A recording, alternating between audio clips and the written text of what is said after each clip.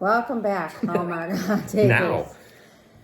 Now. To take 2 of episode 18 of Hallmark Hot Takes with Heidi and Jason, where we watch, rate, and review all of the countdown to Christmas movies from the Hallmark Channel. And any good rating needs a system behind it. So here to explain the rules is Jason. They didn't know it was a second take, but until you threw me under the bus there. I didn't throw you under the bus. I just didn't like the camera angle. It's a candy cane based rating Why you system. gotta argue with me on camera? Half candy canes to 5 candy canes, and you add them together to get a score out of possible 10 candy canes, like the last movie, which had 10 candy canes. And that is based on how much we liked or disliked this movie. It is completely arbitrary. Okay. And so this movie's offering is To Have into Holiday, starring Madeleine Arthur, Eric Close, and whatever the guy's name who played the fiance. I don't remember. I didn't write it down. So rapid recap, we are going to meet Celeste, who is a wannabe fashion designer whose internship at a New York fashion firm comes to a close, and she's going home for Christmas, leaving boyfriend Jason, of 3 months, decides he wants to come home with her. So they go home to her hometown, where her father is the pastor of the local church and her mother is the mayor. And come to find out that the church has to be renovated, and Celeste has always wanted to get married in this church. So Jason just gets down right there and proposes and decides that they're going to get married on Christmas Eve, which is 3 weeks away. Cue the dismay to dad, what's his name? Mark. Pastor Mark's not happy, but he has to put the couple through his marriage boot camp, and tries to kind of throw some cogs in the wheel. Tries to throw some, obstacles in there. Wheel cogs. Yeah, so I don't know what I was trying to say. That's okay. Anyhow, it all culminates when, things go sideways because she gets a job offer and is going to move back to New York, and Mark is upset about that, and then Jason gets the wrong idea about some ex-boyfriend. But it all works out in the end, and Pastor Mark comes around and gives them their blessing. But the church ceiling falls in, so they can't get married there. So they're not going to get married on Christmas Eve. But then Pastor Mark surprises them with a wedding somewhere else on Christmas Day. And Celeste and Jason get married, and everybody's happy. And that is To Have and To Holiday. That's good. It's great. Thank you. Job. Thank you. You want to review this? Yes, I do. All right. So now it's time to talk about our likes and dislikes. The hot take. This is the hot take. This is the meat. This is the meat and potatoes of it all. People come for the 4-minute mark. Right. You can just skip up to the 4-minute mark if you want. I'm sure some people do. Where are we going? Likes or dislikes? Likes. Likes. What do you think? Is that fair? I think that's fair. Yeah. I think that's fair. I liked the church. I thought it was pretty, and I like the fact that it church was, a big deal in this movie. Yes. I liked the bet. Yes. The bet between Jason and friend Tim. I think his name is Tim. Sure. They bet on who would get a better score in marriage boot camp, and I thought that was pretty funny. Yeah. I actually liked marriage boot camp. I did too. It was kind of like a pre-Cana thing. If you're Catholic, they make you do that pre-Cana thing. It was kind of, because, you got to talk about these things and learn how to communicate. So I actually really liked that. I did. I liked it a lot. I did like Celeste and Jason more than I thought I would at the beginning. Okay. I did not really like them at the beginning, but they grew on me towards the end. And I liked that the hometown guy, the old boyfriend, he didn't get the girl. It was big city guy. So all of you Hallmark haters out there who think you know every plot to every movie. Not so here. No, you're wrong. Because you don't really watch them, so you don't know. Yeah. Okay. But I just want to throw that in the face of the Hallmark haters out there. Okay. And those are my likes. I liked how the father invited the ex-boyfriend over, not knowing that she was going to bring the boyfriend home. That was kind of funny, where he's like, I don't know why you two broke up, but she's just coming to town. You should come over. And he shows up and he has flowers. Yeah, it was totes embarrassing. And it was a little awkward. But ex-boyfriend was a good dude. Yeah, but it was just fun. I thought that was funny. They have very famous hot chocolate. It was featured on the Food Network.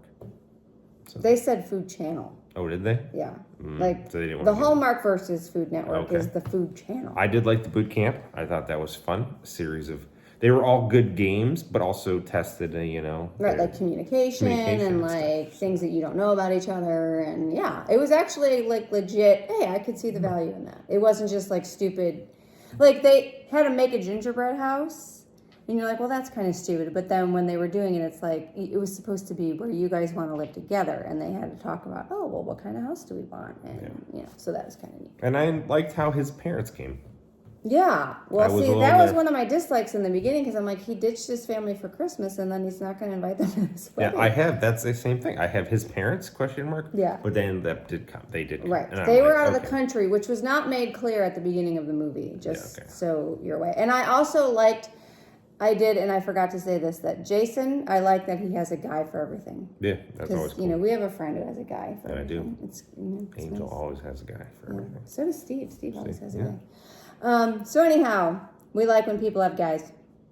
What are your dislikes? Again, this doesn't ask mom and dad for the hand in marriage thing. And it was so bizarrely quick. Like, he didn't even have a ring. He just kind of like, oh, she wants to get married here? I'll ask right now. And like, just because she wants to get married in a particular spot, that's like not a reason to propose. Yeah. It was very, it was a little awkward. So then... The mom seemed very unreasonably happy about the engagement. Like, I know even if you're going to fake it because you want to put on a show, but she was like giddy about it. Yeah. The opening song that they had in this movie, whatever that was really super bad, and I hated it, and I never want to hear it again. I don't remember that. I did not like Jason. You didn't like Jason? No, I thought he was just too bland. Well, here's the problem with Jason, and I wrote this down, is he was too much of a yes man in the beginning. Like, just agreed with everything she said, and was like, almost like too supportive, like a caricature of like... I just didn't think he had any character. He didn't have any character. It was a weird character. Like, I don't know. Because it was a caricature. It wasn't a real, he wasn't a real person. Like, he was like the magazine dream cutout boyfriend that everybody wishes they could have, but that doesn't really exist. He's so supportive and he's so sweet and he always says the right things and he's never jealous. And like he was jealous at that one point, but there was no emotion. Nothing. And then I thought at that point, like, he had no reason to be jealous. He had no reason not to trust her. Like, and there was, so even that was kind of silly. And then he's like, never mind, it's no big deal. Like, I don't know.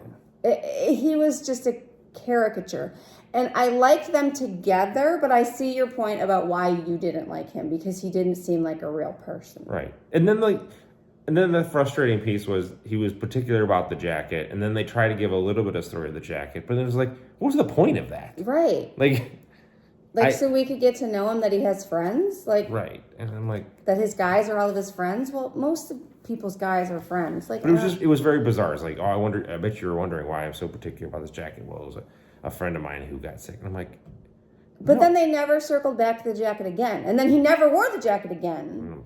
Yeah. And I thought that was really weird. Yeah, I didn't care for that. The mailman dart thing was goofy. They were trying to get it to like, the town was against Jason at the beginning, and then he won them over because he got the Christmas lights. But the town, there wasn't any other townspeople in the movie except for her friends. And that weird lady. Well, yeah, but that was the whole bit, And I thought the punishment for losing the boot camp was dumb. It was like you had to dance, do the robot, but it wasn't like. If he had to go dress up and do something, it would be an embarrassing thing. But he had to. But then everyone was. And then everyone did it. And then the dad was supposed to be recording it, and then he ended up doing it. Yeah, I thought that was like, talk about like build up to the bet, which is something that you liked. And then no payoff. There was no payoff. Right. So. And I also didn't get a payoff when the pastor confessed that he didn't like the hot chocolate. I thought that was going to be like a big scandal to rock the town, and that never even circled back to that either. Yeah. I thought the dad's acting, Pastor Mark, was very wooden. Yeah. There was not a lot of affect. He always had the same expression, whether he was happy or sad or mad or... Which was really disappointing because you could feel for him, and he definitely Yes. he was definitely not exerting his behaviors, but he was in the right on being very concerned. Right. But his again, he didn't sell it. Like he was just very, I don't know, like Botoxy, just kind of one face, one expression. But I think that's the whole thing. And I think that Celeste was the person in the movie who actually. Yeah, she did well. I liked her. Yeah. But everyone else kind of very, very flat. And I was a little pissed off that they had that stupid wedding at the end of this movie. She wanted to get married in this church. This is the church that she's been going to for her entire life. Her dad is the pastor at this church. And now you're just getting married at, like, where? And I don't know. The point is, it's not the wedding that's important. It's the marriage. Like, I get all that. But also, the precipice of this thing was because that's where they went. And they couldn't get married there. Right. It was just a whole silly. I watched this one episode of a show that the church was pretty much gone. Yeah, and they still got married there and would have had a successful wedding if the groom hadn't said the wrong name. I blame that character Rachel for showing up. But Wow. But no, you still could have gotten married there. And I think that would have actually been more meaningful. What would have made this movie better at the end is if Pastor Mark's guys and maybe some of Jason's guys had gotten together and fixed the roof or done something that could have patched it so that they could have the wedding there. And it would have been like my guys coming together and your guys coming together. That would have made it like something cool. Now it's just at this random building that we don't even know. Well, we know. It was the one that they said they went to. Like that was a place that they went to as when she grew up or whatever. Like, who cares? It was stupid. Oh, candy cane. What about candy canes? I'm really talking myself into a lower rating than I was thinking, to be perfectly honest. I feel bad because it was my negatives, I think, brought you down. Yeah, I'm going to give it a 2. Yeah, that's a pretty good rating. I didn't hate it. I just, there was a lot of missed opportunities, and I thought, I don't know. You seem to be struggling over there. It is. I think 2's really good. Like that is 1.5 seems too harsh. Too low, yeah. Because it wasn't like we were sitting there going, "Oh my God, is this movie ever going to be?" Because that does happen. It does. Where you and just I look at each you other and I'm we're like, we know it's not going to be a good hot take. And I'm like looking forward to when you're like fast forwarding through the commercial because I know how much time is left in my sentence. But that didn't happen. So I'm gonna go 2. I think that's a good rating. So that would bring this to a 4. It just again I thought she did. I thought she did a little jaded. I thought she did well. Yeah, I liked she was cute. Celeste I could see her in different things. I didn't hate Jason, but I get what you're. And then everything you're else. Right. He was just kind of like a caricature character. Yeah, the friend's husband was good. He was good. He was okay. I thought the mom was kind of annoying too. Yeah, but his parents were good. His parents were fine. They were fine. Second, third-ary characters of mom and dad who just kind of show up. Like they have personality. Right. But yeah, 4. Preview. 4 for this movie. It's like a violent swing down from the 10, but you kind of expected that. So. Yeah, they all can't be bangers. And they're not. Yes. All right. Preview. Yep. What's up next, Tide? Well, Jay, next up is Debbie Maycomer's joyful Mrs. Miracle. When 3 adult siblings return to their childhood home at Christmas to honor their grandmother's wishes and try to agree on new leadership for the family's company, Annie Merkel, also known as Mrs. Miracle, poses as a real estate planner and uses her special brand of Christmas magic to help the family rekindle their bonds.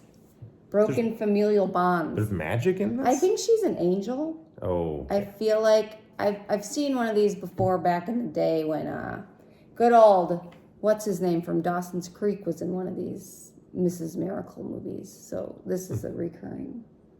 I think she's supposed to be an angel or something. We'll find out. We will find out. All right. Till next time. This has got the Liberty Mutual guy in it.